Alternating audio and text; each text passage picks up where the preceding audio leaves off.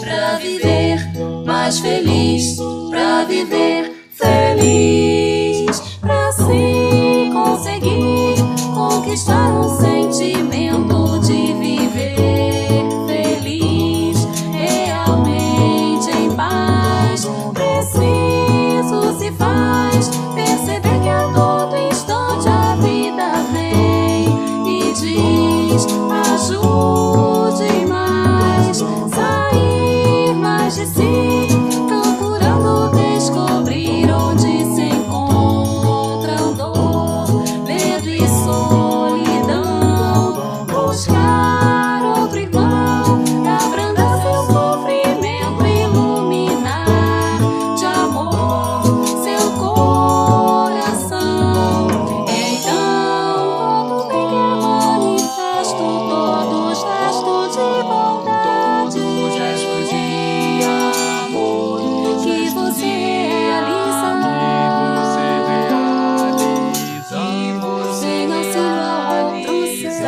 auxílio a outro ser, com certeza voltará, devolvendo a você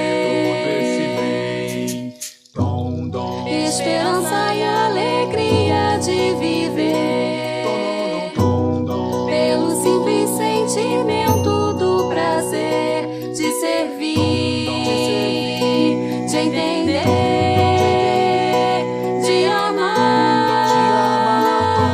E assim vai chegar pra você um novo tempo de alcançar a paz ao compreender que ajudar. Você compreender que ajudar É a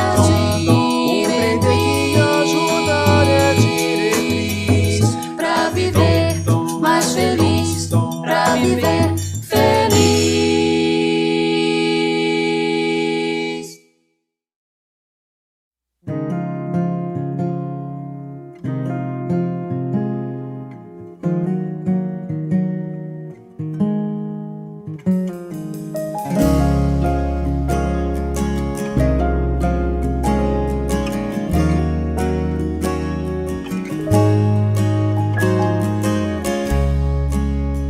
Quando você olhar pra trás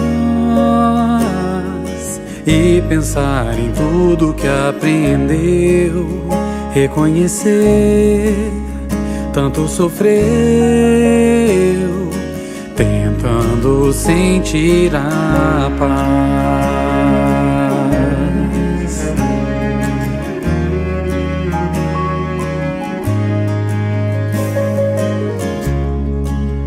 Sei que você tanto passou pra poder chegar até aqui, de tanta coisa que levou. Melhor é aquilo que te faz perceber que dessa vida o que se constrói vem lá dentro, mora no fundo, vibra no seu coração.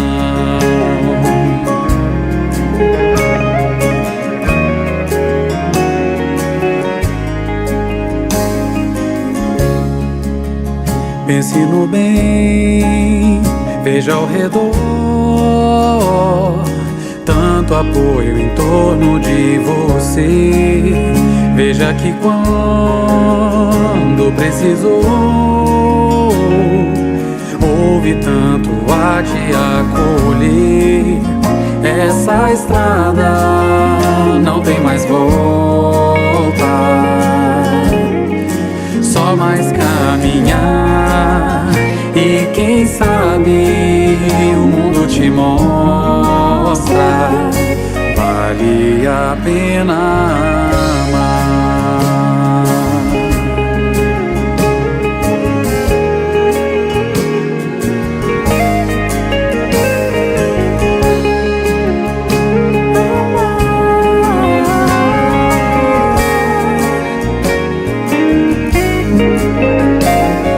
E se você chorar por não poder realizar o que sonhou,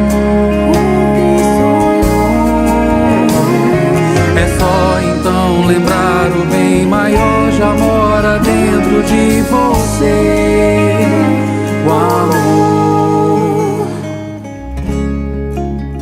E amanhã, quando pensar em cada passo dado pra vencer, Vê que aprender a caminhar é a conquista maior.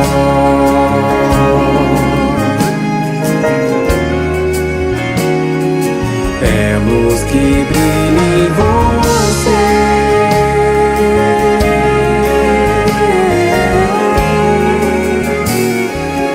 amor pulsando em você.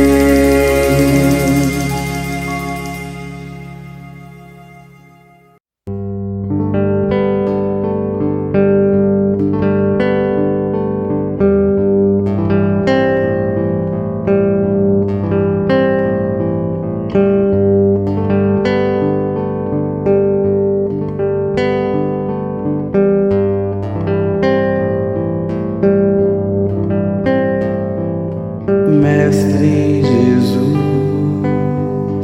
do alto do monte ensinou, tua voz com um canto ecoou. Me ensine o caminho, Senhor, do reino de paz. Disse Jesus: bem-aventurados sois vós, o sal da terra, que brilha a vossa luz, a luz do mundo. Bem-aventurados sois vós, os pobres de espírito,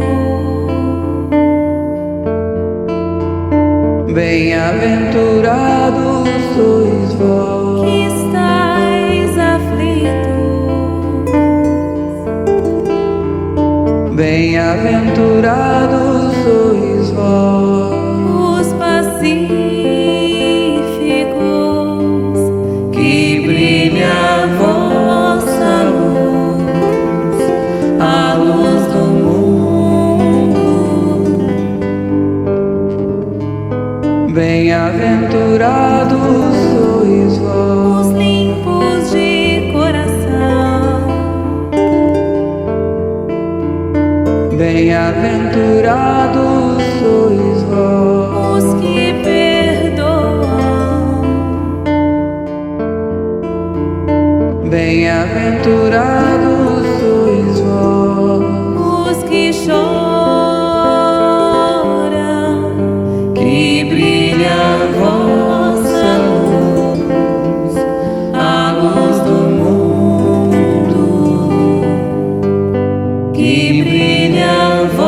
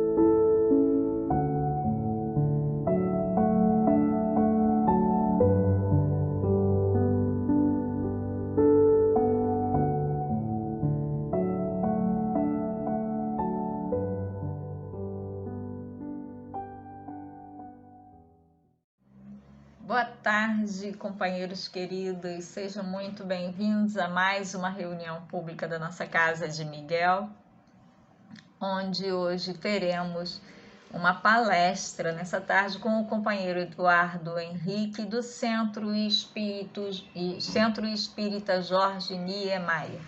E a palestra de hoje terá como tema Parábola da Ovelha Perdida. Opa! Sinal que está nos chamando a atenção para algo, não é mesmo? Dizer a vocês que as nossas reuniões públicas, elas acontecem sempre às quintas-feiras, às 14h30. Só para lembrar, a nossa casa já está presencial às quintas-feiras, obedecendo aos protocolos necessários, né, por conta da Covid. Já nos conhecemos aqui virtualmente, será um prazer tê-los conosco quinta-feira, às 14h30, na Rua Glazio 265, na Abolição. Venham conosco, vocês são os nossos convidados, tá? É muito bom, né? A espiritualidade já nos envolvendo. Temos também reunião pública sexta-feira às 20 horas e domingo 9 horas da manhã. Também a nossa casa oferece a fluidoterapia, que acontece sempre às terças-feiras às 19h30 e quarta-feira às 9 horas da manhã. Você pode estar colocando o nomezinho no chat, né, daqueles que precisam dessa irradiação que ajuda a gente a equilibrar o nosso corpo físico com o nosso corpo espiritual. Temos também a prece da saudade, que acontece sempre às 19h30, toda quinta-feira. Após a reunião, nós temos também o GEAL, que é um trabalho elaborado para as crianças, onde nós adultos somos beneficiados. É uma forma lúdica de compreender e entender melhor a nossa doutrina. Aqui embaixo nós temos a descrição do vídeo, onde tem atendimento fraterno, as músicas da ambiência, tem também o jornalzinho ceareiro. Dá uma olhadinha. E pedimos sempre que dê aquele likezinho, né? É o joinha. Sabe por quê? A gente escuta tanta coisa, né? Os nossos companheiros trazem tantas reflexões importantes para todos nós.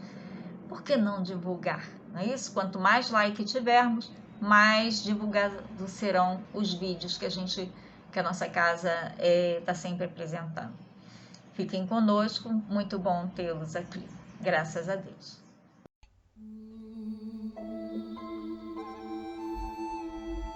Do livro Vinha de Luz, psicografia de Francisco Cândido Xavier, pelo Espírito Emmanuel.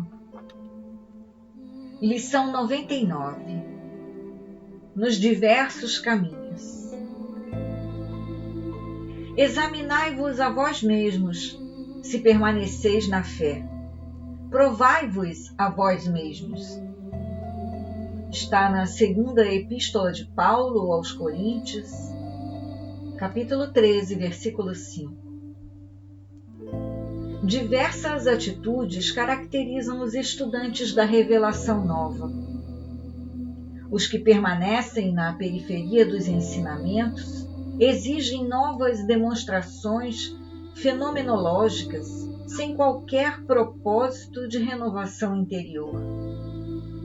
Aqueles que se demoram na região da letra estimam as longas discussões sem proveito real.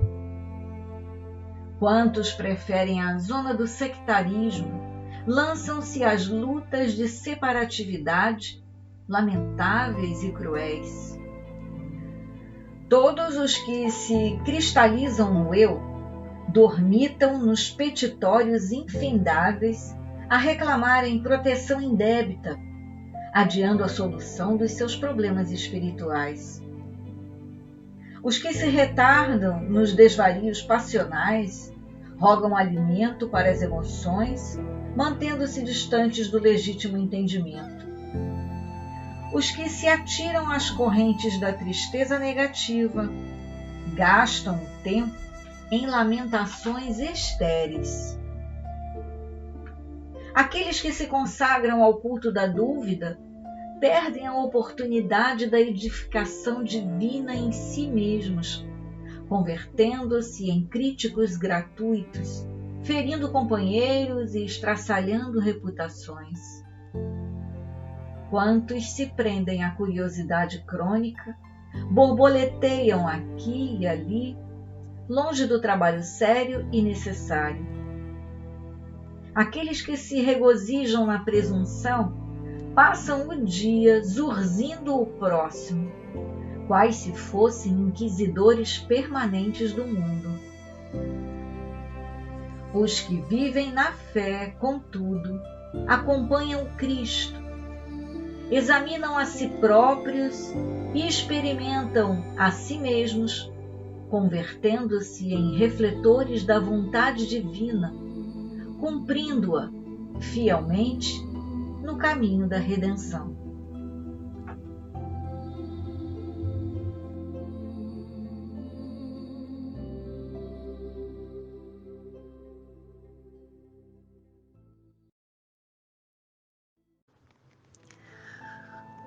Vamos elevar nossos pensamentos até Deus, nosso Pai, que é bom, justo e misericordioso, e até Jesus, nosso Mestre querido, nosso irmão maior. Te agradecendo muito por mais este encontro de almas, de pensamentos, de sentimentos, com o mesmo objetivo de interiorizar os teus ensinamentos, de meditar sobre eles, de permitir que eles toquem os nossos corações, que a palestra de hoje alcance cada um em seus lares, trazendo bom ânimo, esperança, positivismo, para que possamos assim darmos continuidade à nossa caminhada. Obrigada aos mentores da casa, aos nossos guias. Sê conosco, Mestre Jesus, agora e sempre. Graças a Deus.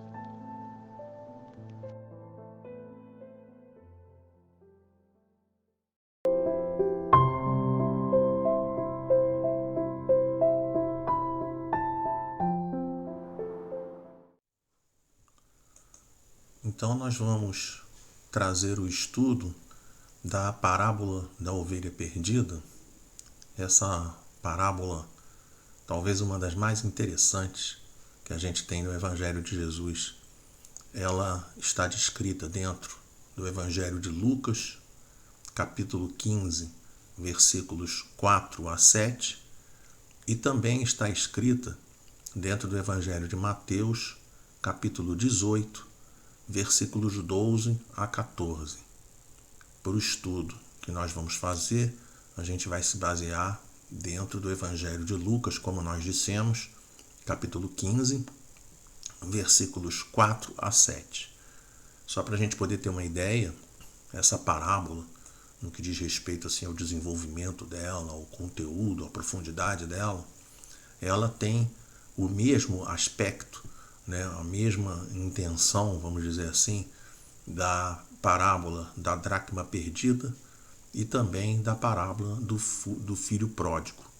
Então, se a gente quiser ter assim um super, um ultra resumo desse trabalho, a gente poderia dizer que a ideia central ela vai girar em torno de destruir primeiramente, totalmente a ideia das penas eternas, para poder a gente entender que nada que a gente faça, absolutamente nada que é feito, vai gerar um comprometimento eterno no nosso futuro.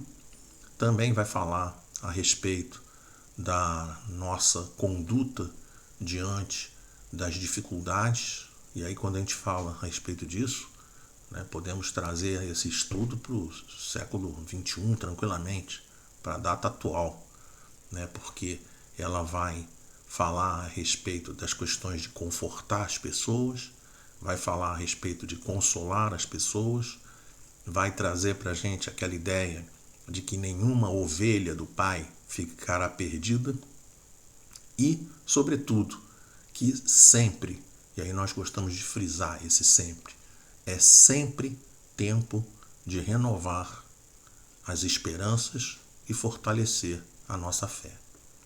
Para o desenvolvimento desse estudo, o que nós vamos fazer? Nós vamos dar uma olhadinha nos versículos anteriores, tá? E para a gente poder fazer isso, nós vamos ler antes até do capítulo 15. Nós vamos dar uma olhada muito rápida no que Lucas trouxe no fechamento do capítulo 14, lá nos versículos 33 a 35, quando ele diz: assim, pois, qualquer de vós que não renuncia a tudo quanto tem, não pode ser meu discípulo.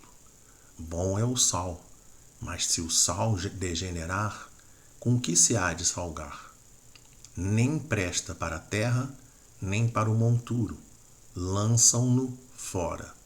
E aí Jesus termina essa colocação dando para a gente a situação, né, como preparação do nosso conteúdo desse estudo. Quem tem ouvidos para ouvir, ouça. Isso é muito importante, porque quando se coloca quem tem ouvidos para ouvir, ouça, significa que nós não teremos o estudo sendo baseado única e exclusivamente na leitura e interpretação literal do que está sendo colocado. Nós vamos usar o tempo todo metáforas. O tempo todo nós vamos compreender que Jesus usava o termo, falava por intermédio das parábolas, utilizando de maneira assim, quase que integral as questões das alegorias, comparando as coisas do dia a dia daquele povo com as situações reais, com as situações que são essas metáforas que a gente vai tentar recolher como ensinamentos para toda a nossa humanidade terrestre. Ele, logo depois, quando começa, o Evangelho de Lucas, capítulo 15, versículo 1, quando ele começa o capítulo 15, Lucas escreveu assim: e chegavam-se a ele, Jesus, todos os publicanos e pecadores, para o ouvir. Vale a pena a gente perceber que todos querem ver Jesus. Todos querem ouvir a sua voz. Nós já recorremos a essa ideia em vários estudos anteriores, quando a gente chega e diz assim: nesse momento estamos aqui assistindo uma determinada palestra, um determinado estudo, mas se nós soubermos que na porta da nossa casa, na esquina da nossa casa, da rua da nossa casa, se a gente sabe que Jesus está lá, ninguém vai ficar parado aqui, a pessoa vai direto na direção de Jesus. Se isso acontece hoje em dia, imagina naquele tempo. Então, todos queriam ver Jesus. Aqueles que já estavam com o coração sofrido, que estavam com o coração, com aquela vontade de ter a sua renovação, a sua melhora de situação do dia a dia, todos queriam ver Jesus, todos queriam ouvir Jesus. Então, a gente ter dentro de um texto a anotação que chegavam-se a ele todos os publicanos e pecadores, nós temos que perceber que, para o texto evangélico, aqueles que chegavam até Jesus eram os considerados os piores, os menores dentro da escala social daquela época. Logo, a gente vê, inclusive, que no versículo 2 desse capítulo 15, Lucas continua anotando: e os fariseus e os escribas murmuravam, dizendo: este, Jesus, recebe pecadores e come com eles. Então, a gente percebe claramente que Lucas dá continuidade a essa terminologia para que a gente possa compreender, que essa forma, de se referir às criaturas, se a gente for trazer para o dia atual, é uma forma que expressa preconceito. E às vezes a gente precisa lembrar que esse preconceito, ele é um preconceito oculto, é um preconceito que as pessoas não reconhecem, não é uma coisa que seja aberta. Eu fiquei pensando assim, tentando trazer né, para 2022, aí pensei assim, daqueles companheiros moradores aqui da cidade que tratam ou chamam as pessoas, né, de outros bairros, né, mormente companheiros da Zona Sul da cidade. É claro que isso não estou falando de todos os moradores da Zona Sul, mas são coisas que a gente vê no dia a dia. Tá? Então a gente tem que perceber que quando a gente faz essas anotações, pelo amor de Deus, eu não estou querendo aqui dizer que todos são assim, que todos são assados, mas apenas estamos levantando que em algumas circunstâncias a gente vê moradores da Zona Sul se referindo como se fossem pessoas menores, os que eles chamam de suburbanos. Sendo que suburbanos, para eles, simplesmente são tratados todos aqueles que moram na Zona Norte, genericamente falando. Aqueles que são na Barra da Tijuca, que moram na Barra da Tijuca, durante muito tempo tinham uma certa implicância com o que eles chamavam dos tijucanos, maneira de referir-se, né? Me lembro de uma vez ouvir pessoas falando a respeito dos moradores da ilha de Paquetá, conversando com moradores da ilha de Paquetá, dizendo assim, porque lá no Rio, ora, Paquetá está dentro do Rio, Paquetá, a ilha de Paquetá é um bairro do Rio de Janeiro, então não é lá no Rio, porque Paquetá está no Rio, né? Da mesma maneira a gente vê comentários preconceituosos no que diz respeito aos mineiros, aos caipiras, as pessoas, né, vão aqui forçar o R, né, do interior, né, a pessoa força o R, né, para poder fazer expressão a respeito desse assunto. E também entra aquela pessoa que está com Covid, que a pessoa nem sabe se está com Covid, ela só espirra e aí os outros já saem de perto, né, naquele tempo que o Covid estava em grau maior, né, de infestação, e aí a pessoa, todo mundo olhava, né? Fulano veio do Rio de Janeiro, não deixa fulano lá de quarentena. Às vezes a pessoa não tem nada, às vezes o índice de contágio, de contaminação em outros lugares está muito maior do que do próprio Rio de Janeiro, não em quantidade, mas em quantidade de habitantes, né, por 100 mil habitantes.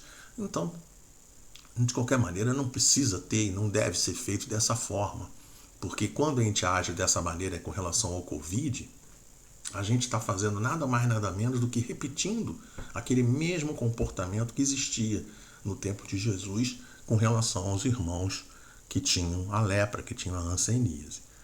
A mesma coisa a gente vê em relação aos companheiros pobres, ou até mesmo, de uma maneira mais gritante, em relação aos nossos irmãos que estão em situação de rua. Muitos deles tratados de maneira... se é um irmão de condição de rua, aí o pessoal fala que é cracudo, que fala que é drogado, ou fala que é noiado, ou fala que é marginal. E aí todas as terminologias que estão sendo ressuscitadas, que estão sendo levantadas nesse momento, né, e que estão dentro dessa metáfora adotada por pecadores. Todos aqueles irmãos que estavam junto de Jesus eram tratados como seres menores por esses companheiros fariseus e escribas.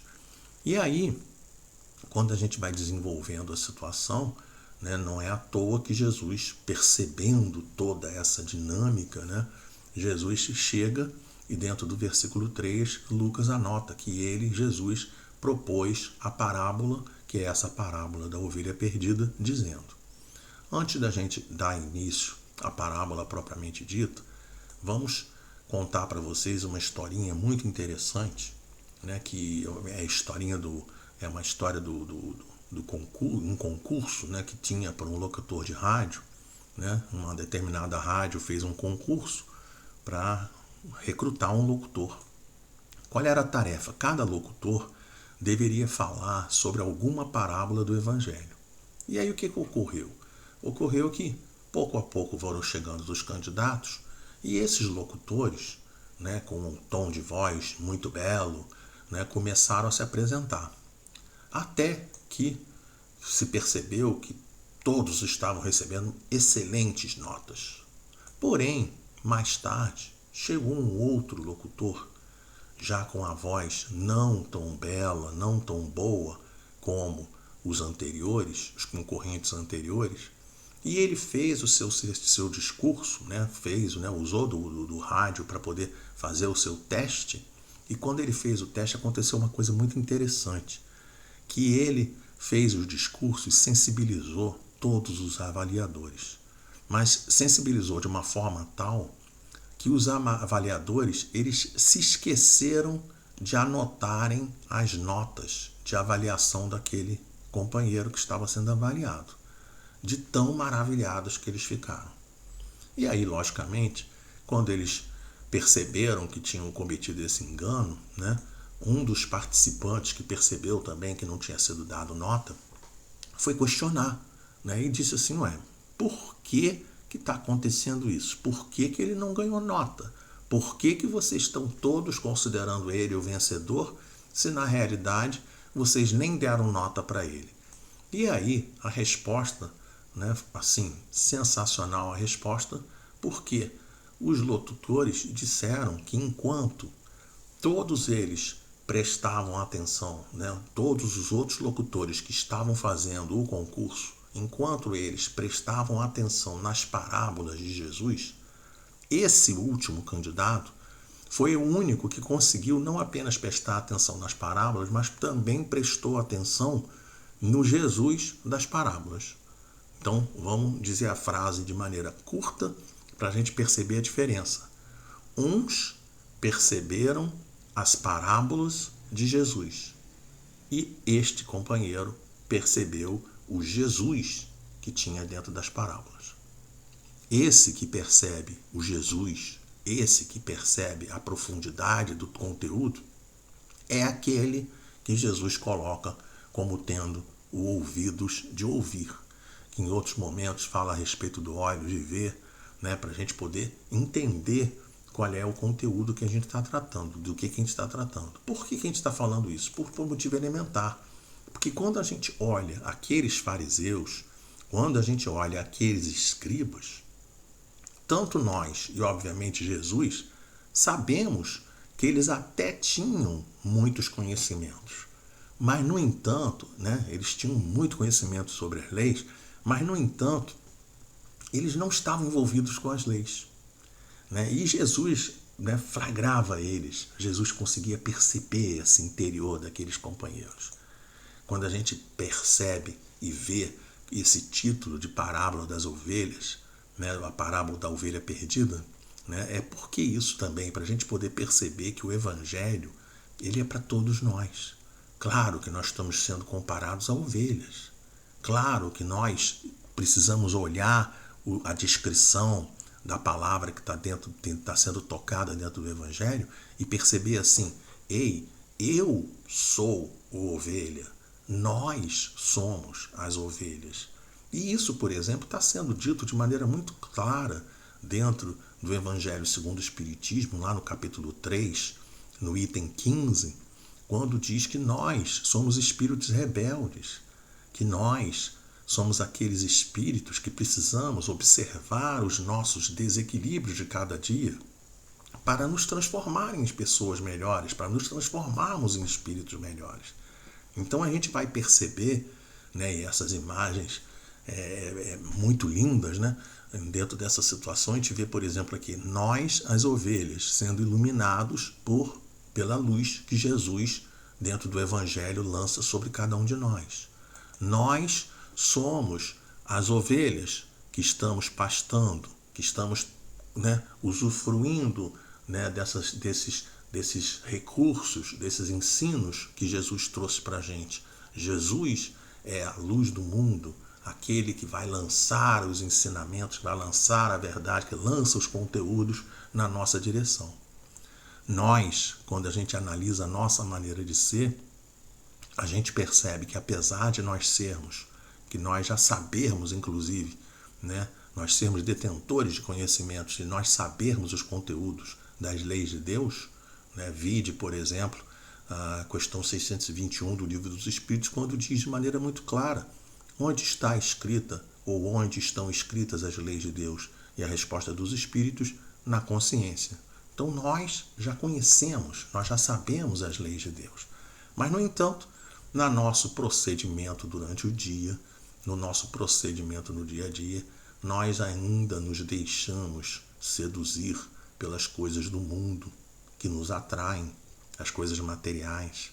Nós ainda tentamos nos aproveitar, né, e conquistar as coisas materiais por intermédio das paixões, dos excessos, dos perigos. A nossa vida é uma vida perigosa, via de regra, né? Ah, mas não é todo mundo assim, né? Vamos entender o que eu estou dizendo, né? Eu não estou dando aqui uma palavra que vai servir à integralidade das pessoas. Claro que não é isso. A gente está falando assim, quando a gente pega a grande maioria das pessoas, a quantidade de pessoas, por exemplo, que vivem, né, dentro dessas questões que eu estou colocando, de paixões, de excessos, de perigos, né, é uma coisa assustadora. Tá?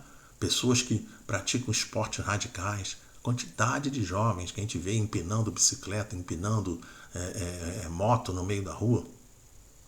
Ah, mas tem gente que consegue fazer. Tem gente que consegue fazer. Mas também tem gente que acaba tomando tombos, que são tombos impressionantes. Tá? Então, para a gente poder pensar nessas coisas. Né?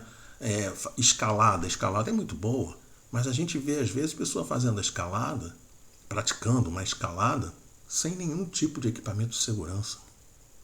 Tem até um esporte, né, esporte entre aspas, né, que a gente vê companheiros que ficam saltando entre prédios, pula de prédio em prédio, tenta atravessar, pular de uma ponte até um tipo do negócio que, assim, a chance de não dar certo é muito grande, entende? Quando dá certo, fica parecendo que é bonito, mas a gente precisa entender que até dar certo, muita coisa já deu errado, né? E aí não é isso que a gente espera, né?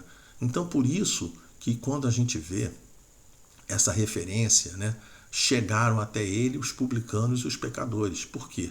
Se reconhece de maneira muito clara que quem chega até Jesus são aqueles que cometem os pecados, são aqueles que estão nas trevas, são aqueles que estão com o comportamento equivocado no dia a dia.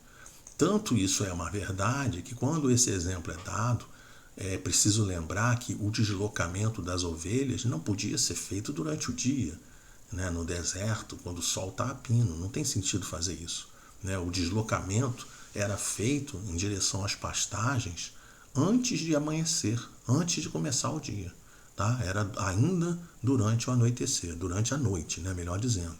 Tá? Ou seja, mesmo diante da escuridão, nós devemos caminhar na direção do nosso alimento espiritual.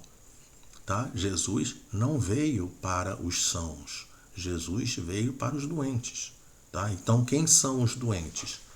Com muita humildade no coração, a gente tem que entender que somos nós. É isso. Tá? Com tranquilidade. A gente não precisa nem...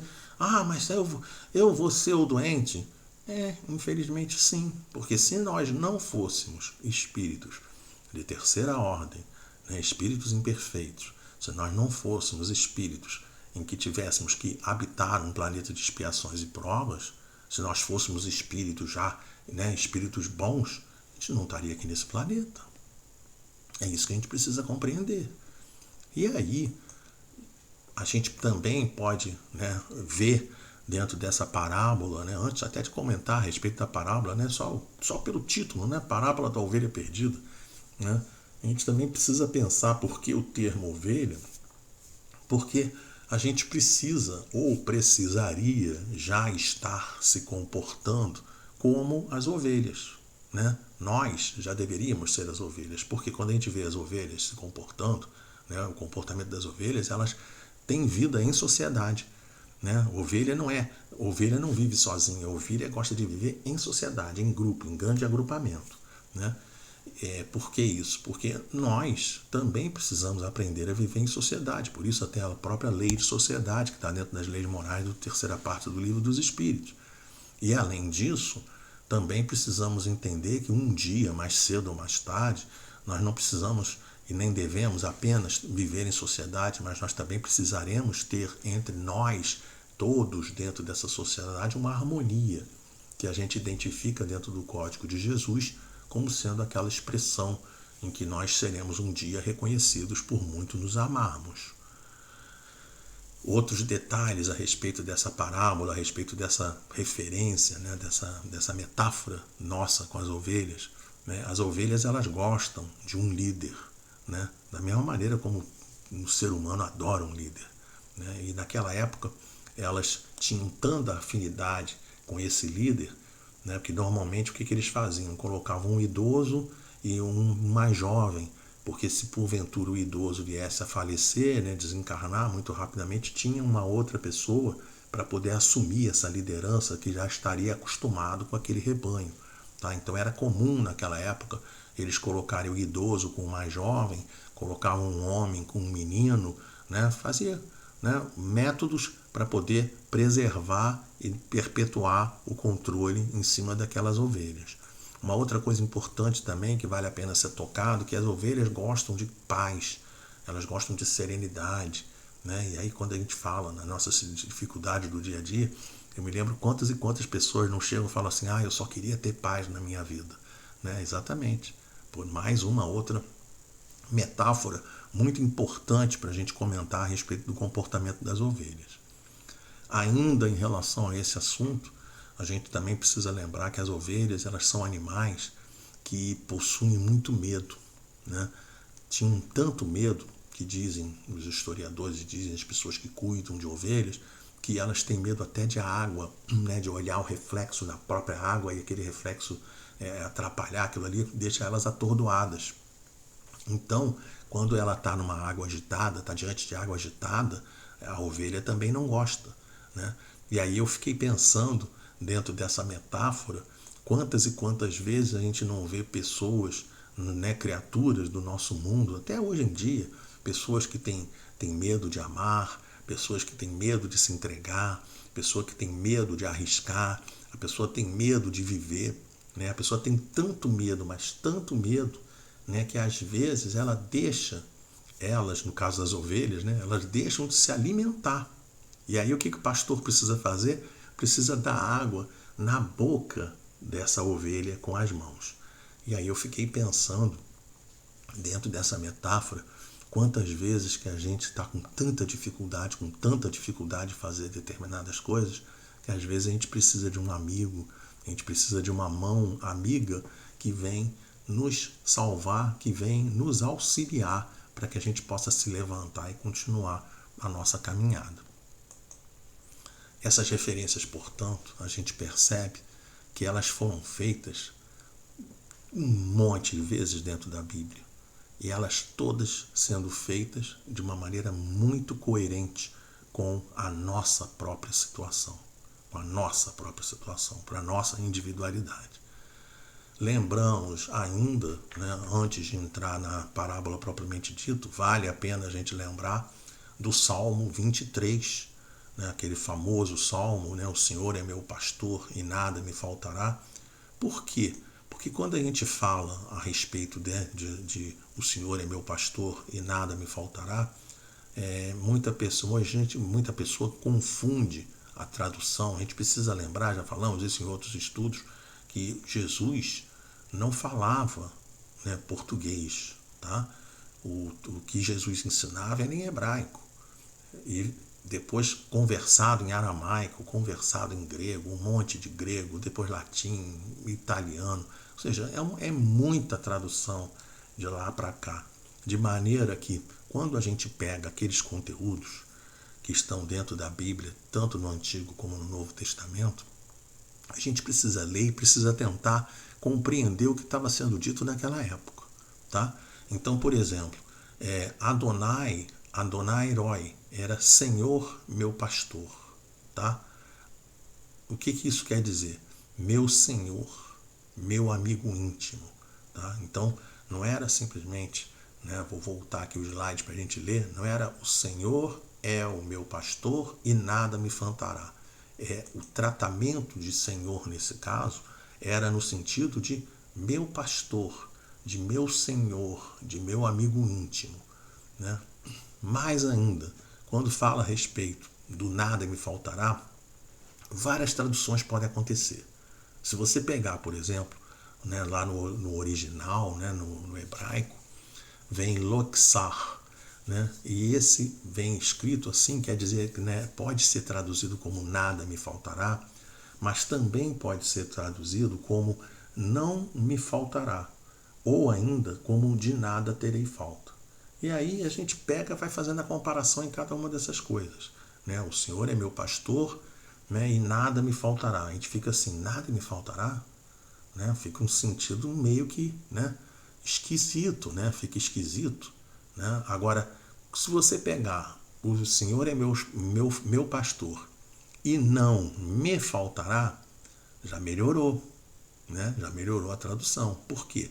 Porque isso nos remete ao fechamento, ao encerramento do Evangelho de Mateus, lá no capítulo 28, versículo 20, quando diz assim, que Jesus falando, e eis que estou convosco todos os dias, até a consumação dos séculos.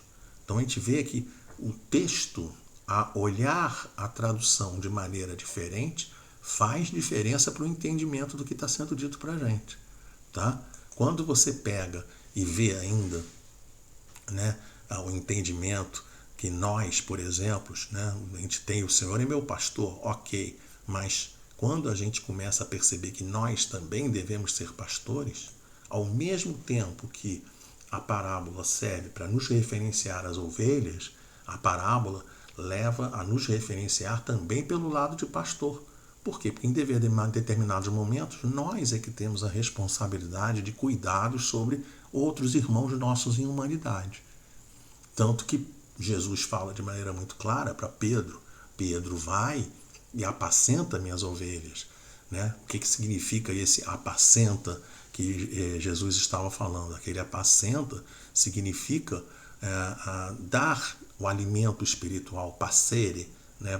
dar o pasto. Né? Lógico, não vai dar pastagem para ninguém não, tá? Mas é para a gente poder entender que vai ter que dar alimento espiritual. O que é o alimento espiritual que a gente dá para as pessoas conhecidas nossas? A gente vê alguém que está chateado, né? Se aproxima da pessoa, oi, tudo bem? Estou aqui, né? Se oferece. Aí às vezes a pessoa chega e diz assim, eu estou precisando disso, estou precisando daquilo, aí você vai lá e conversa com a pessoa e já ajuda a pessoa dentro do que é possível. Esse é o alimento espiritual. E aí muda totalmente o conteúdo quando a gente vai para aquele mesmo texto que a gente disse agora há pouco. O Senhor é o meu pastor e de nada terei falta. Agora já mudou novamente o conteúdo. Porque aí nesse momento a pessoa vai entender assim, ainda que eu não tenha tudo, eu vou entender que eu não vou ficar, né, maluco porque eu não tenho tudo. Tá? Eu não tenho tudo, mas tudo que tenho é o que deve me bastar. É isso que eu preciso ter na minha cabeça. Tá? Ninguém está aqui por um acaso da natureza. Todos estamos no patamar em que nós devemos estar e devemos aprender com esse patamar em que nós estamos. Ainda vale a pena a gente dar uma comentada para a gente poder pensar, né? Porque, claro, né, se a gente já identificou que o pastor somos nós, que as ovelhas somos nós, dá vontade até de perguntar, adivinhem quem são os fariseus, né? Adivinhem quem são os fariseus, né? Claro, se o evangelho é para todos nós, claro que nós também somos identificados como os fariseus. Ainda mais quando a gente fala daquelas questões, daqueles preconceitos que a gente falou agora há pouco. Quantas e quantas vezes nós não somos preconceituosos com os nossos irmãos de humanidade? Né? Quantas e quantas vezes a gente não percebe que nós conhecemos as leis da mesma maneira como os fariseus, mas não praticamos as leis da maneira como a gente deveria praticar?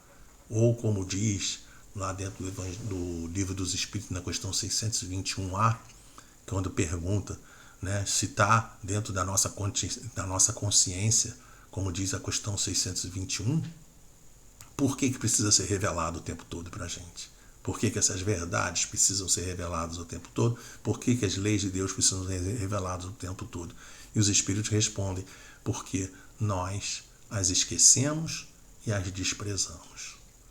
Então, a gente, infelizmente, nós ainda hoje, preferimos, da mesma maneira como aqueles fariseus, ainda preferimos viver apontando os erros e os defeitos dos outros, antes da gente olhar os nossos erros e os nossos defeitos.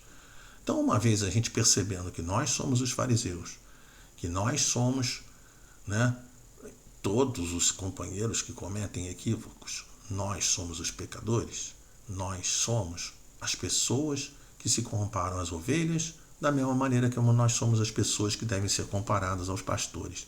Nós estamos em todos os cantos do Evangelho. Então, a gente pode já entrar dentro da parábola da ovelha perdida com um outro tipo de visão, né? Muito mais com ouvidos de ouvir, com olhos de ver. E aí ele pega e pergunta assim, aí vem a parábola contada para a gente aqui de maneira completa, né? Aí vem e diz para a gente assim: que homem dentre vós, tendo 100 ovelhas e perdendo uma delas, não deixa no deserto as 99 e vai após a perdida até que venha a achá-la. E achando-a, a põe sobre os seus ombros jubiloso, e chegando a casa, convoca os amigos e vizinhos, dizendo-os: alegrai-vos comigo, porque já achei a minha ovelha perdida. Digo-vos que assim haverá alegria no céu por um pecador que se arrepende, mais do que 99 justos que não necessitam de arrependimento. Está lá no Evangelho de Lucas, capítulo 15, versículo 4 a 7. O que Jesus está colocando para a gente? A primeira coisa importante, a referência ao número 100. O número 100 é um número perfeito, né? Não é à toa que a gente fala que uma pessoa é 100%, né? É a integralidade, é a totalidade, né? É o Evangelho servindo para nós o tempo todo, para todas as pessoas, tá? E aí a gente percebe o seguinte, que aqueles companheiros que tinham cuidado com aquela pastagem, eles tinham a responsabilidade, tinham o cuidado de contar o tempo todo, ficar contando. O tempo todo eles contavam a quantidade de ovelhas que tinham. Para quê? Preocupados que em algum determinado momento acontecesse a situação de uma ovelha ser perdida. O que Jesus está colocando para a gente? Que quando acontecia isso, né, o que a pessoa faz? A pessoa vai, né, que homem dentro de vós, né, tendo 100 ovelhas e perdendo uma delas, não deixa no deserto as 99 e vai após a perdida até que venha achá-lo. Ele está falando para a gente, né, não é uma fantasia mais. Ele está falando de uma realidade. Era assim que funcionava e é assim que funciona, né? Se a gente tem 3 filhos e se um filho seu perde, né, o que você faz? Você vai atrás do filho. É assim que a gente faz, né? E aí você muda totalmente o teu olhar diante das coisas, porque se ele utilizou a questão da metáfora colocando o olhar sobre a ovelha, nós vamos entender que se a preocupação da metáfora é achar a ovelha perdida, a nossa metáfora, a nossa realidade do dia a dia, melhor dizendo, ela vai na direção da gente buscar aquele filho que está doente, que está perdido, que não sabe o que faz, a gente ir na direção daquele nosso irmão que está seguindo um caminho equivocado, da gente ir na direção de um amigo que não está sabendo também o que está fazendo, da gente ir na direção de resgatar um companheiro trabalhador do centro espírita. Ou seja, a gente percebe então que essa parábola ela se aplica em todos os ambientes do nosso dia a dia, né? Não é só uma questão, né, de você encarar como ovelha, não. Encara, joga para dentro do seu lar, joga para dentro da sua área de trabalho, joga para dentro do teu ambiente no centro espírita, joga para dentro do ambiente social, em qualquer canto, em qualquer lugar, em qualquer momento das nossas vidas. Quando a gente vê alguém que esteja se perdendo, a gente deve tentar fazer o máximo possível para poder recuperar aquela pessoa. É isso que a gente deve fazer. Qual seria, né, fiquei eu pensando, qual seria a nossa postura durante a busca? Eu não tenho dúvida. Seria uma postura de muita fé, seria uma postura de preces, seria uma postura de pedidos a Jesus, de pedidos a Deus.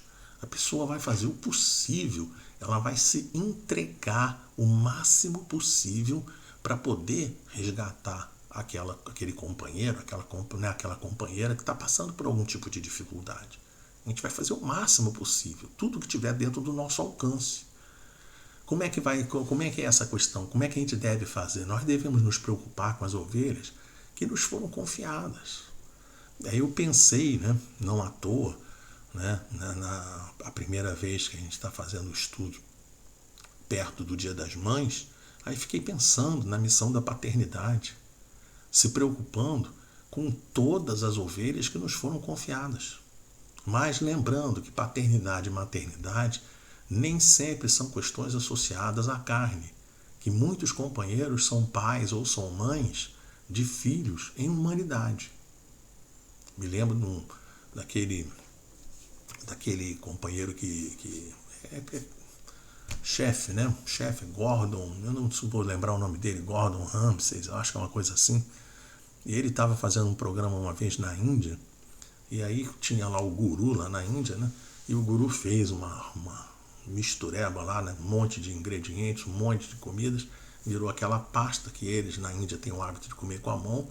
O Gordon olhou aquilo e falou, mas eu posso comer isso? Ele falou, pode comer isso, com certeza. Aí o Gordon vira para ele, tentando ameaçar ele, entre aspas, né, brincando, né, fala assim, olha lá, eu tenho 3 filhos. Aí o outro virou para ele e falou assim, fica tranquilo, eu tenho 1 milhão. Né? Então ele tinha 1 milhão de seguidores, então não tinha problema pegar a comida e comer, pode comer com confiança que isso não vai ter problema para você.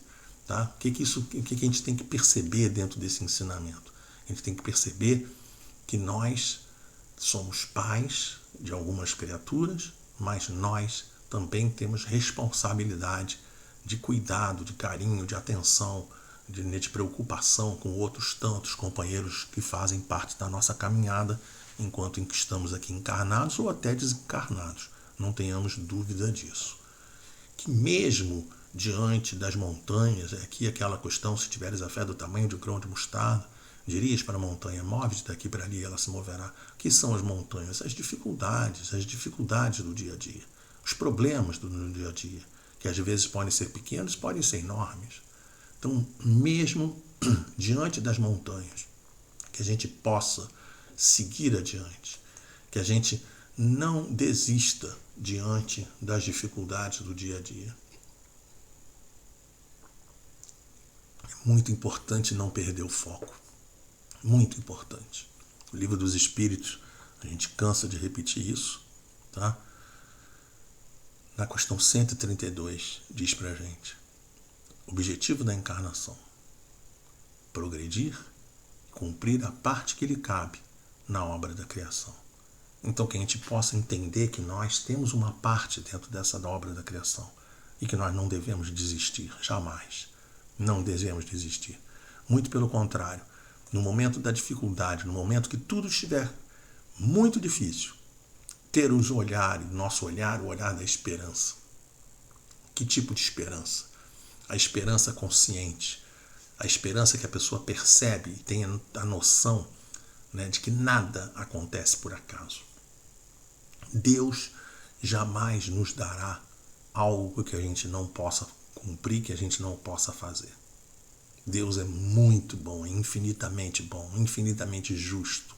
Tudo que nós temos que fazer, tudo que é colocado dentro do nosso caminho, nós temos como dar conta. E aquele breve, mas muito importante ensinamento. Se está difícil, calma, procura ter calma, porque tudo passa. Me lembro uma companheira dizendo dentro de trabalho para pessoas que têm doenças terminais, né, como ensinamento capital, né, entendimento, que tudo passa. Se o momento é ruim, entende, vai passar o momento. Se o momento é bom, entenda, ele vai passar. Então usufrui da melhor maneira possível. Então, não importa.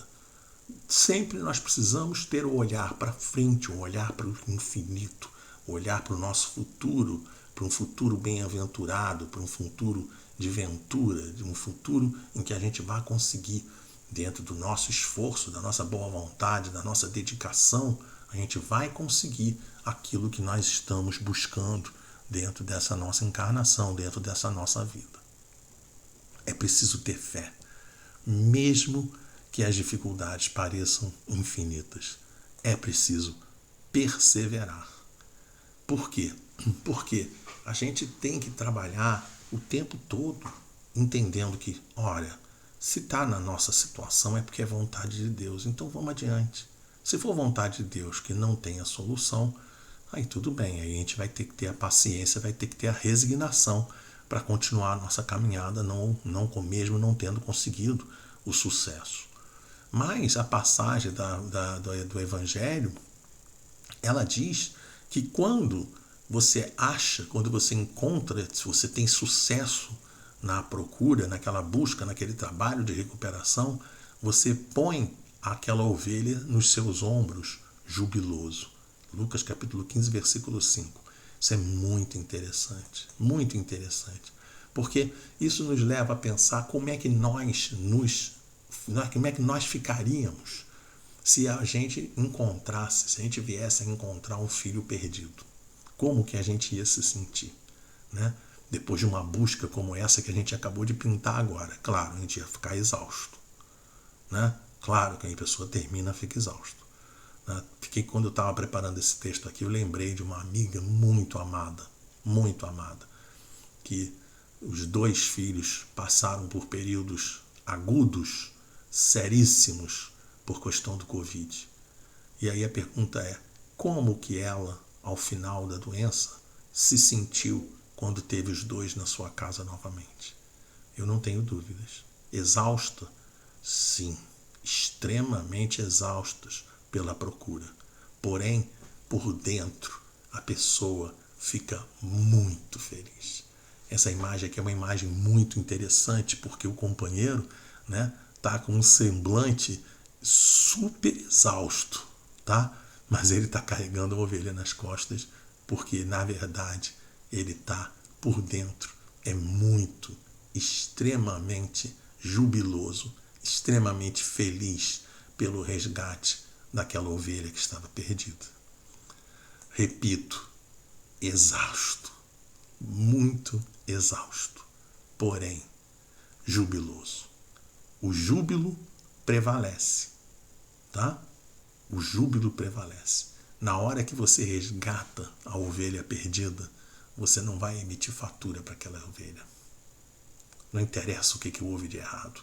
Não interessa o que aconteceu. O que interessa é que ela está no caminho correto novamente.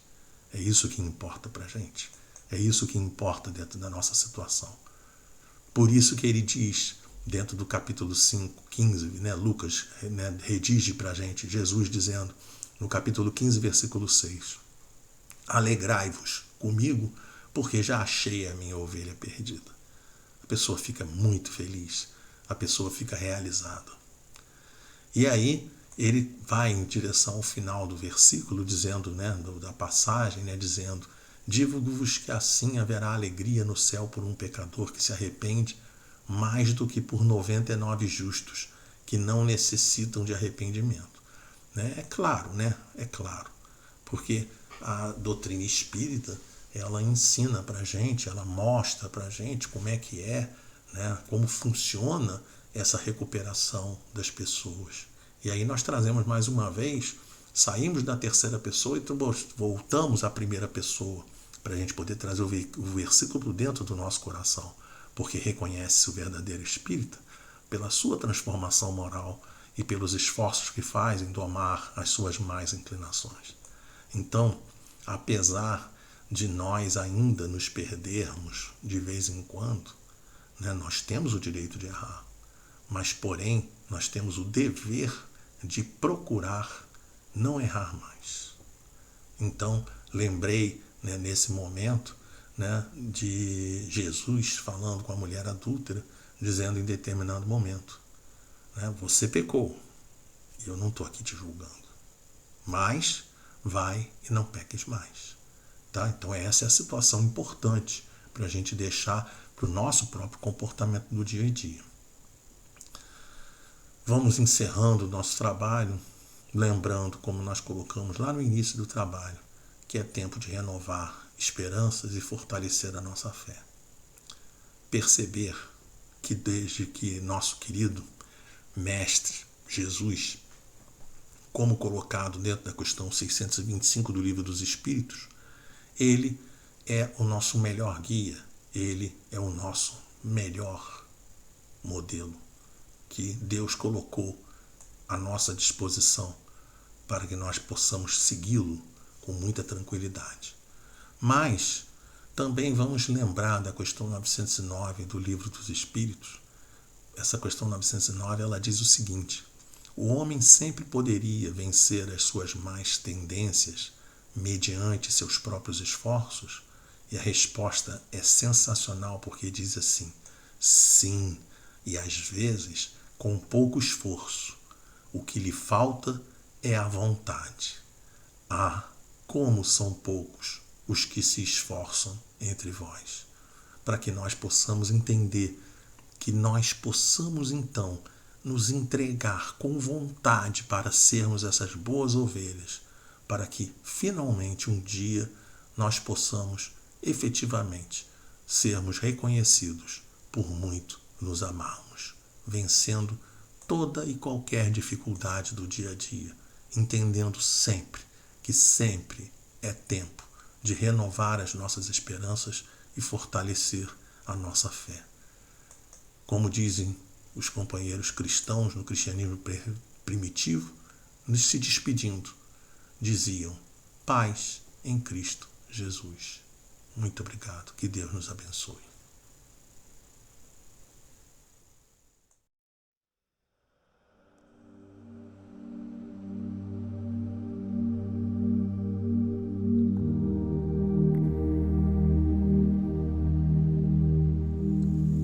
Vamos então elevar os nossos pensamentos a Deus, nosso Pai.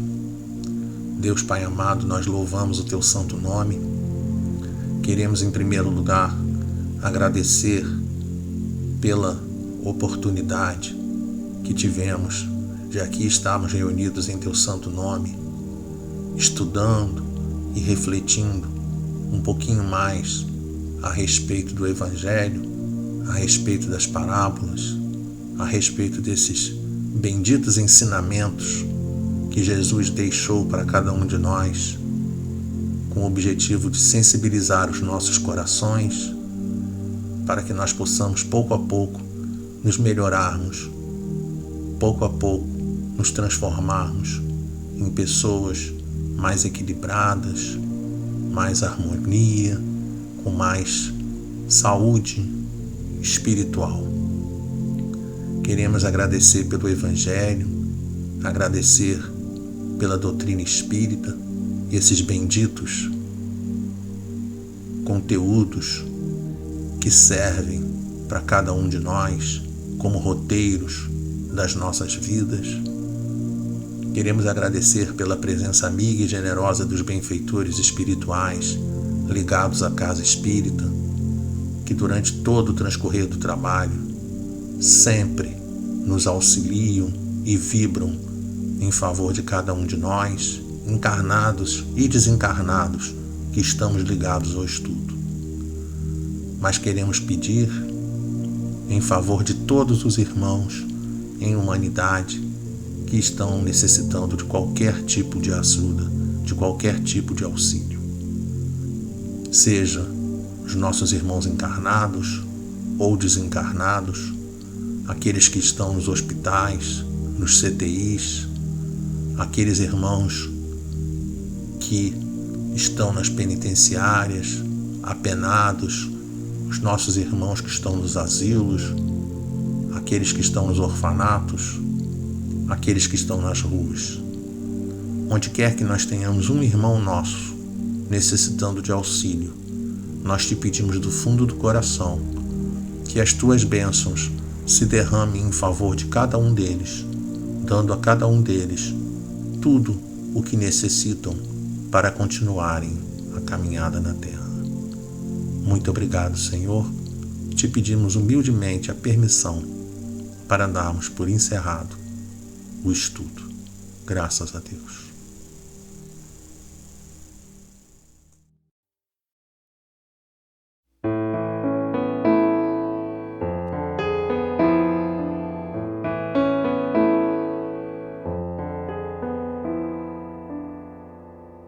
Se vier a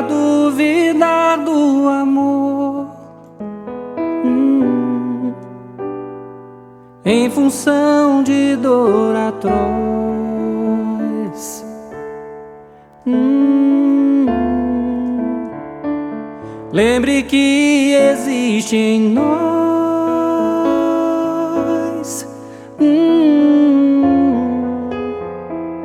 dádivas do Criador.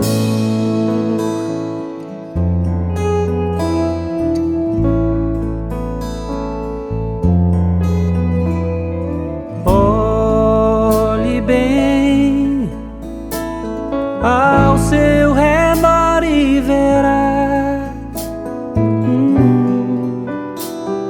sofrimento bem maior.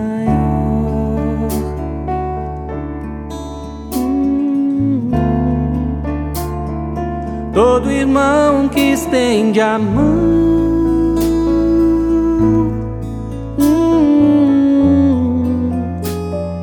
é caminho para o sol. Vai,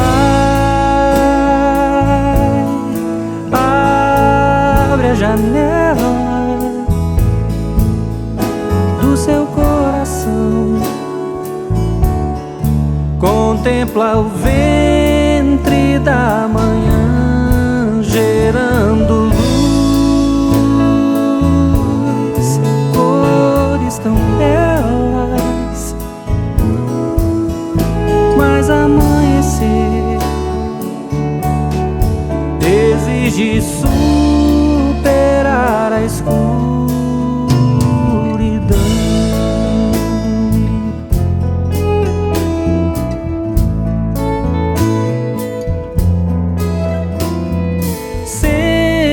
Feliz, tudo está no lugar feito pra você crescer.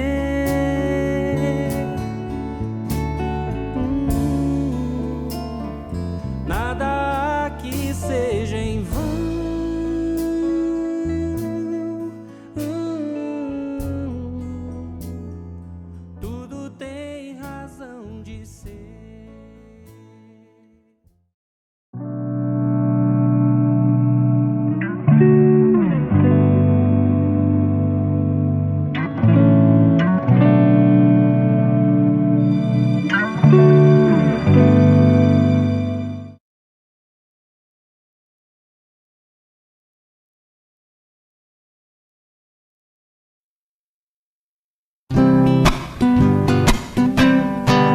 A formiguinha corta a folha e carrega, quando uma deixa, a outra leva.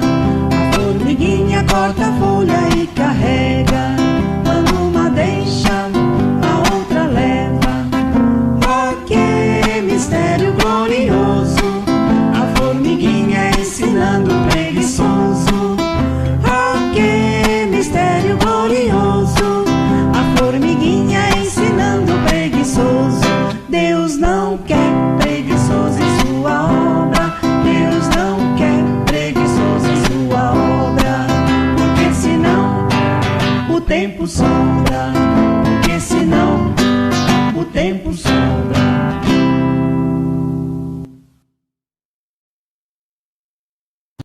Fecho os meus olhinhos, faço uma oração.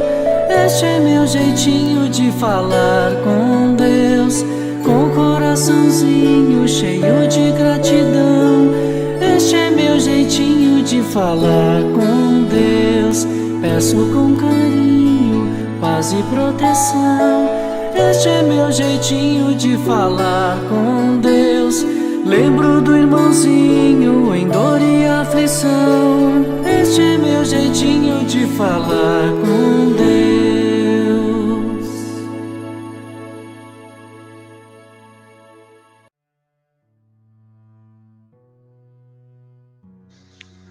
Vamos agradecer por mais um dia de vida, que possamos todos estar bem, possamos sair melhor do que entramos, possamos aprender cada vez mais, que assim seja, graças a Deus, graças a Jesus.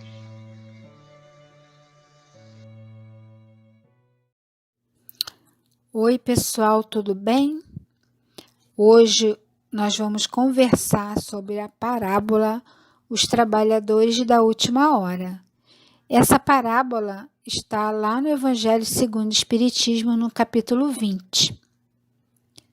Um pai de família que saiu de madrugada para aliciar trabalhadores para trabalhar na sua vinha, tendo acertado com cada trabalhador que eles teriam uma moeda por jornada trabalhada. Saiu também na 3ª hora do dia e, tendo visto outros na praça, também os convidou para trabalhar na sua vinha. Saiu também na 6ª e na 9ª hora do dia e fez a mesma coisa. E tendo saído na 10ª hora, encontrou outros que estavam sem nada a fazer e também os convidou para trabalhar na sua vinha. No final do dia, chamou o administrador para pagar os trabalhadores, começando dos últimos até os primeiros, informando que todos iriam receber uma moeda.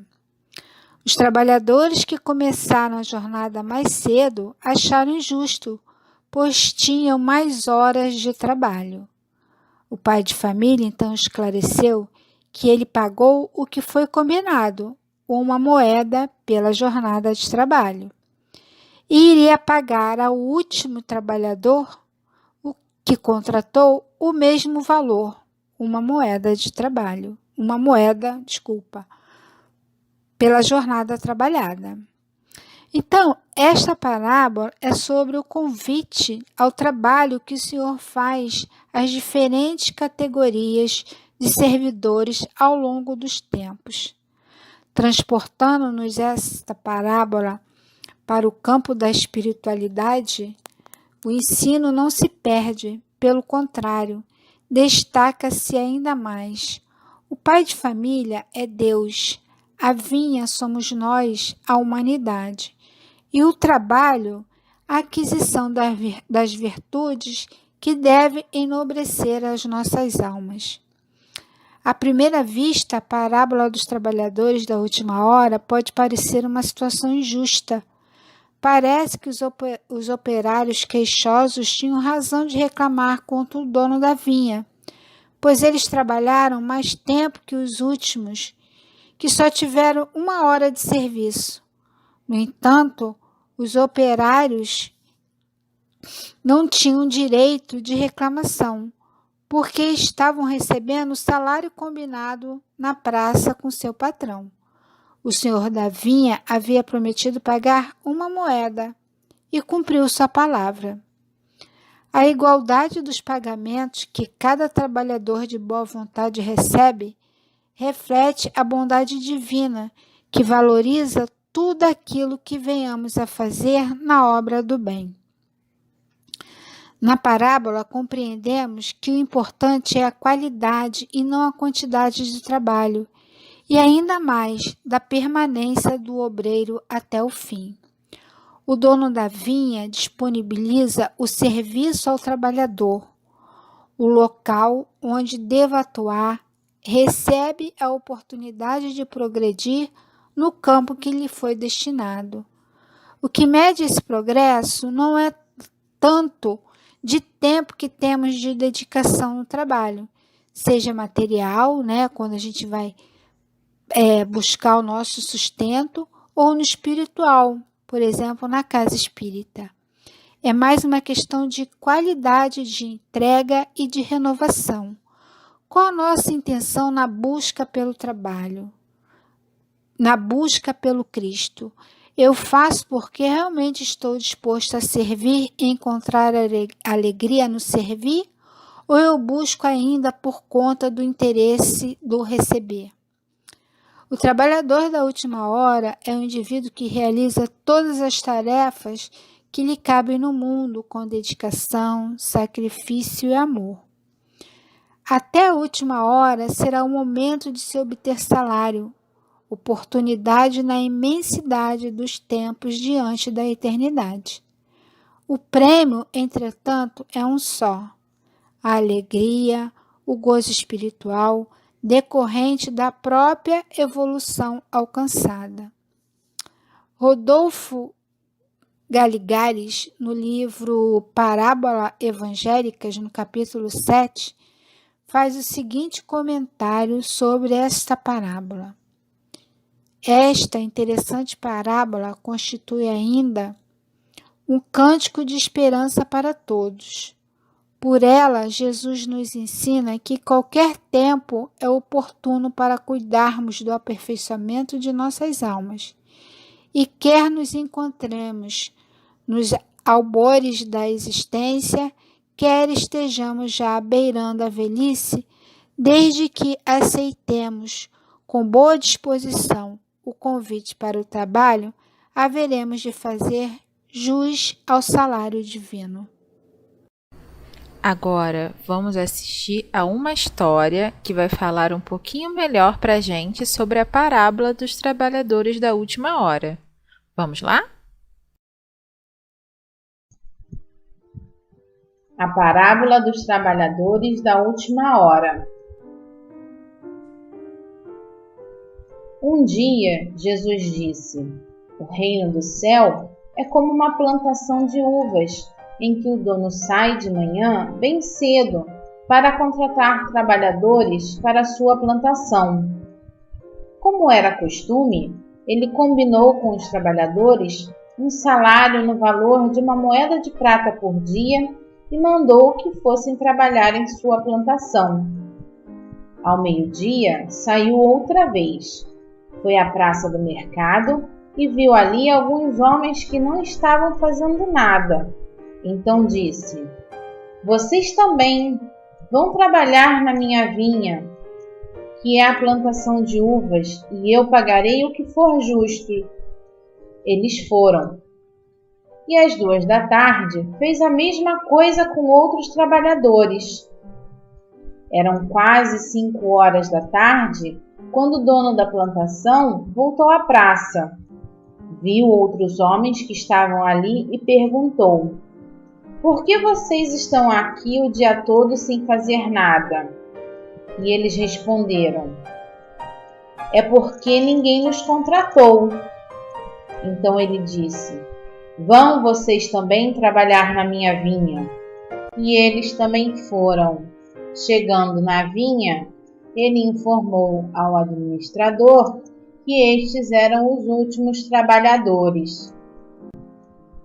No fim do dia, ele disse ao administrador: chame os trabalhadores e faça o pagamento, começando com os que foram contratados por último e terminando pelos primeiros.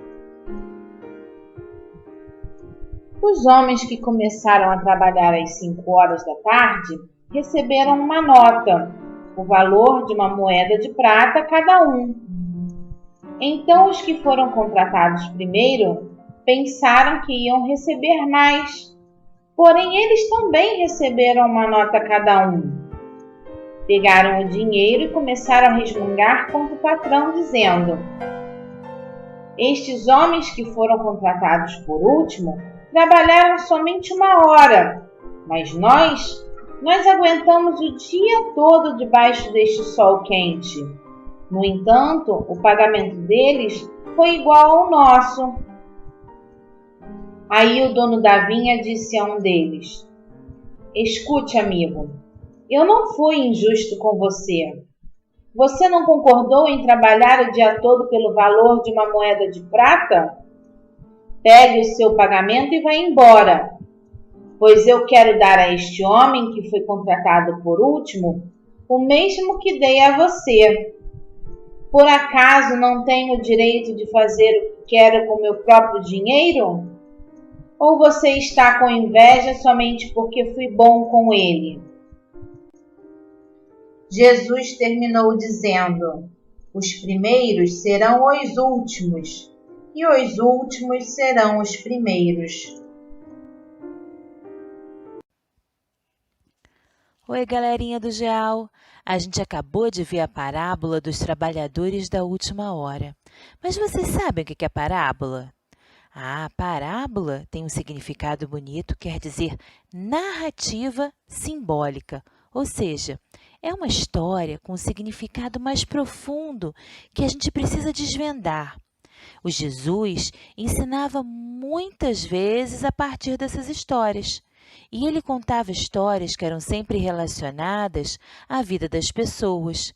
E nesse sentido, para entender a parábola, a gente precisa entender como é que era a vida no tempo de Jesus.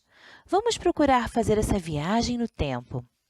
Naquela época, na época de Jesus, as pessoas não tinham telefone, nem internet, nem televisão.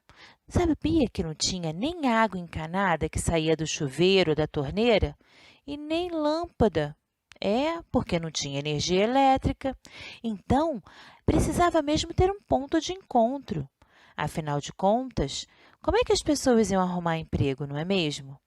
Por isso, eles resolveram a questão com as praças, onde quem precisava de trabalhador para sua casa ou para a plantação podia encontrar alguém para trabalhar. E aqueles que não tinham emprego fixo todo dia iam buscar uma tarefa, uma atividade para fazer para garantir sua comida de todo dia e o sustento da família. Assim, era uma prática e procurar os trabalhadores logo no início do dia.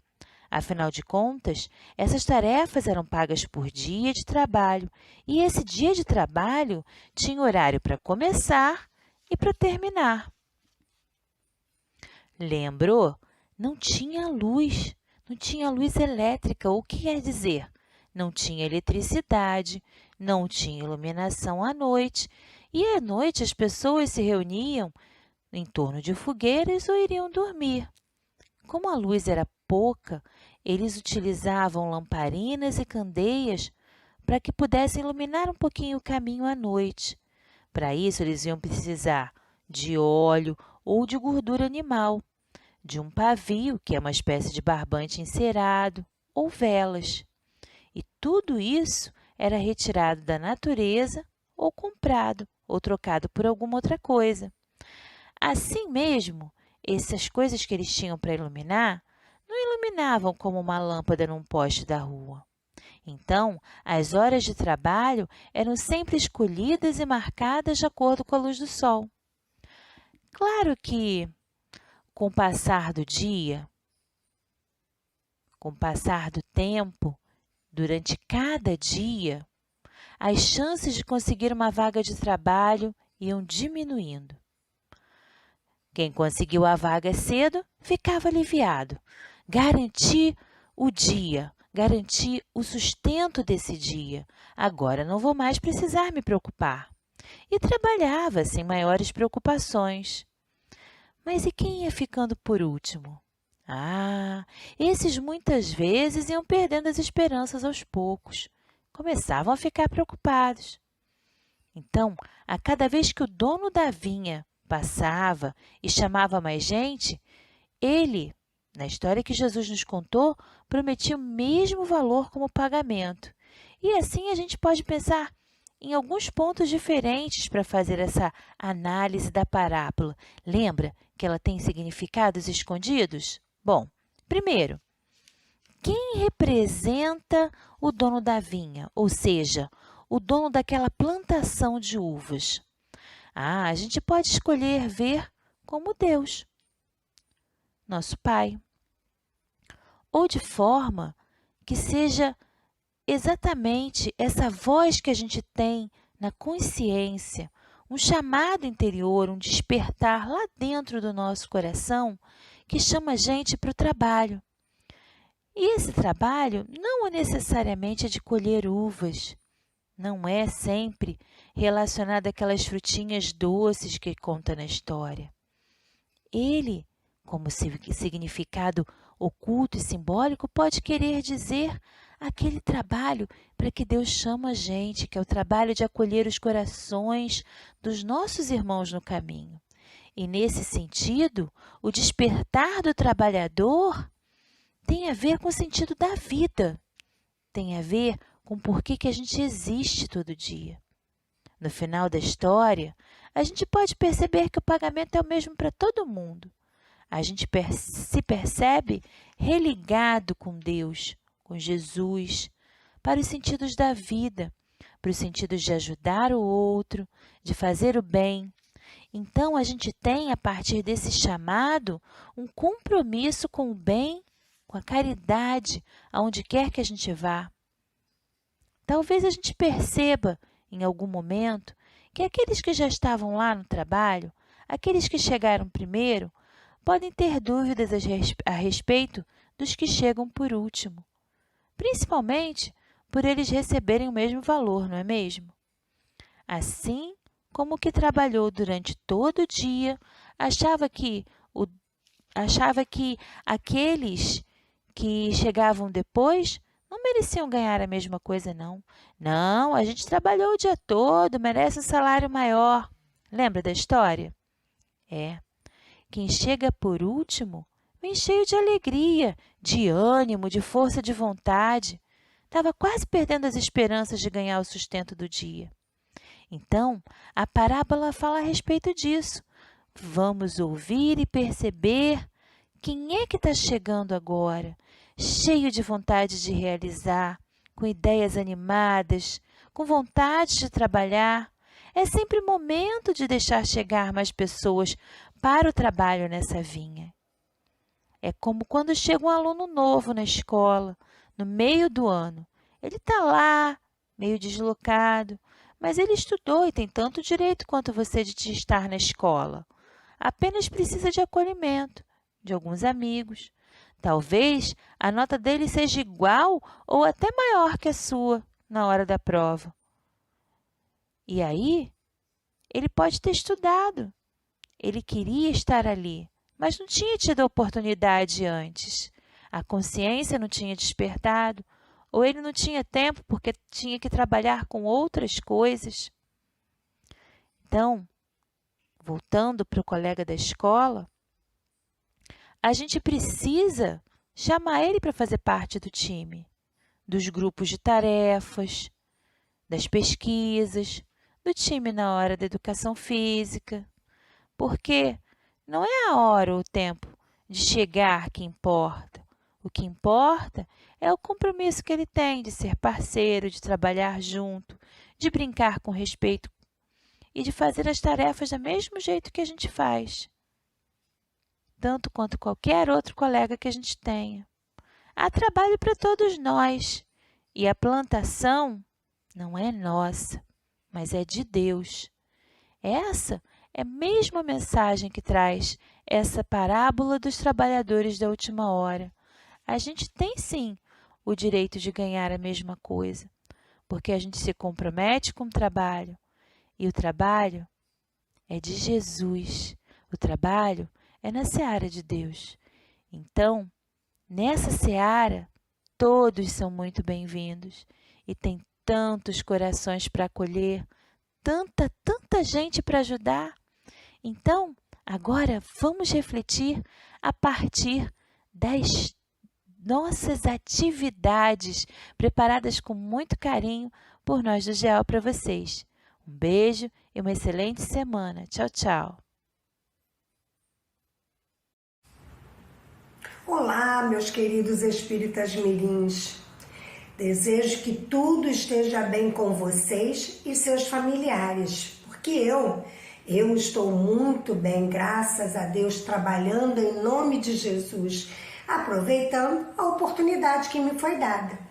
Então, vamos aprender juntos, refletir sobre uma parábola que o mestre contou, a parábola dos trabalhadores da última hora. Lembram que vocês viram um vídeo sobre essa parábola ainda há pouco? Então, Jesus estava reunido com algumas pessoas e disse a eles que o reino do céu é como uma plantação de uva. Vocês já viram alguma plantação? É muito lindo. Os trabalhadores cuidam das flores, das folhas, dos frutos.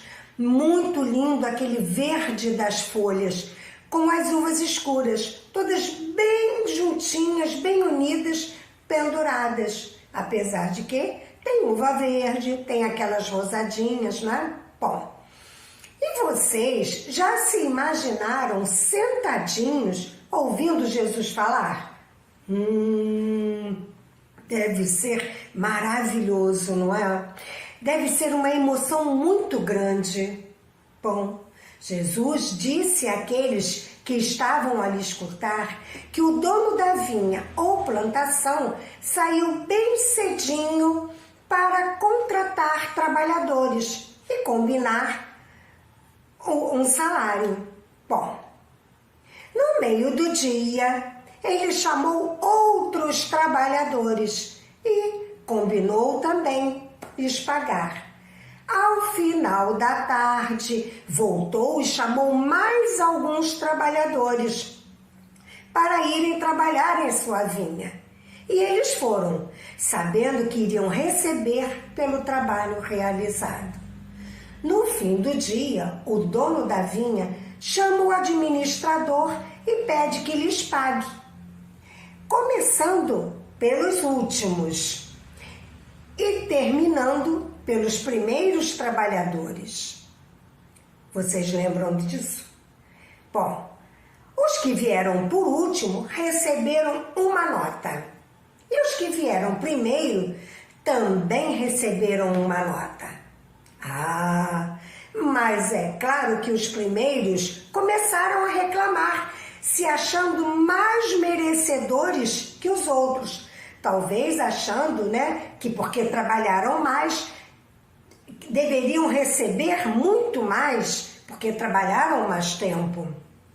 Igualzinho a gente, que reclamando muito, sem refletir, sem pensar muito. O dono, então, disse que pagava aquilo que ele queria pagar, pois viu que tanto eles quanto os outros não se negaram a trabalhar. Ele chamou e eles foram, e o combinado foi aquele salário. Bom, apesar de que eles estavam demonstrando sentir inveja, sentir raiva, pelo aquilo que receberam, pelo que aquilo que os outros também receberam. E o patrão, então, disse que ele pagaria aquilo que ele queria. Que se eles reclamavam, eles teriam que ver que o contrato era aquele, uma nota para cada um. E é assim que a gente deve proceder quando vemos que o outro trabalha com honestidade, com responsabilidade, sem ficar tomando conta daquilo que o outro está fazendo. Devemos agir como os últimos trabalhadores. Chamou, apareceu o serviço, vai.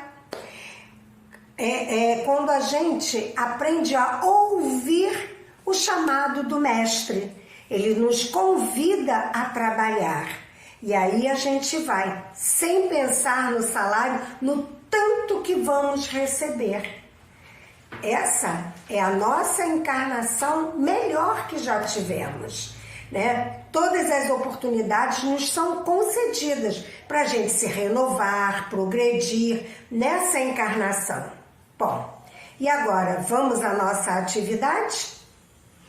Vocês vão precisar, vou abaixar aqui meu celular, ok? Vocês vão precisar de uma folha, pode até ser uma usada, porque aí vocês usam o lado que tá limpo. Uma folha em branco, lápis, eu gosto de usar giz de cera, mas se você quiser usa canetinha ou lápis de cor. Giz de cera verde, preto, uma tampinha e vamos lá. A primeira coisa, você vai medir com a sua mãozinha assim e vai dobrar. Tá vendo? Marquei aqui, ó, onde está o meu dedinho. Você dobra certinho.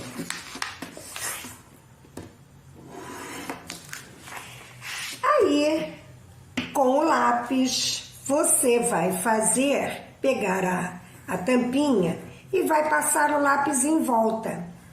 Vai fazer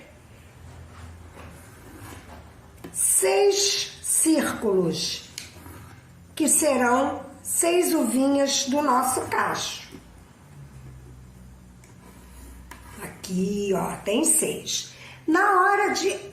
Bom, não sei se dá para vocês enxergarem, porque eu estou fazendo com um lápis escuro. Estão vendo aqui? Agora, A tampinha vocês vão colocar aqui, nesse espaço, entre um e outro.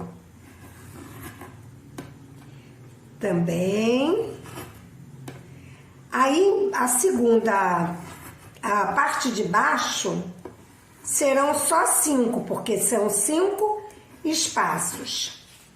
E vai ficar assim. Ok? Aqui, ó. As 6. Coloquei a tampinha no espaço. Tá vendo? Entre uma e outra. E aí você vai fazendo, ó. 5, depois 4, 3, 2, 1. E aí você vai fazer assim. Porque as uvas tem aqui, ó, parece até um araminho.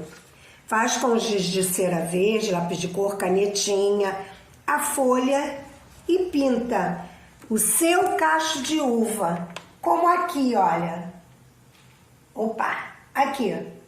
Estão vendo como é que fica bonito? Mas se você quiser, pode pintar de verde. Meio rosadinho também, né? Aquela uva. É uma cor vermelha com, sei lá, né? A cor rubi, como falam. E esse aqui, olha,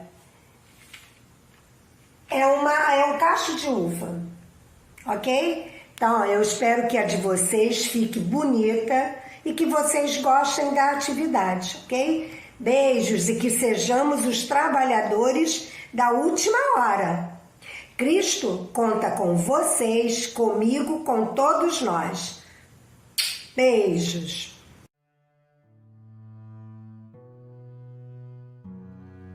Senhor, muito obrigada por essa oportunidade de estarmos encarnados.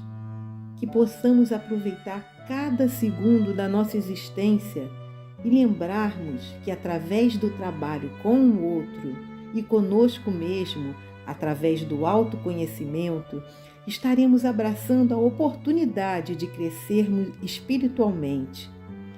Fortaleça-nos, Senhor, com ânimo e coragem, para que os desafios em nossas vidas não apaguem em nós a luz da esperança. Aquece-nos de fé e que a confiança se faça presente no nosso dia a dia. Abençoe, Senhor, a todos nesse momento e aqueles também que vêm em nossa mente agora. Que possamos sentir o seu amor como um abraço que nos acolhe e consola. Abençoe também a nossa Casa de Miguel e a todos os trabalhadores encarnados e desencarnados, fortificando o nosso propósito em Teu nome. Graças te damos, graças a Jesus. Que assim seja.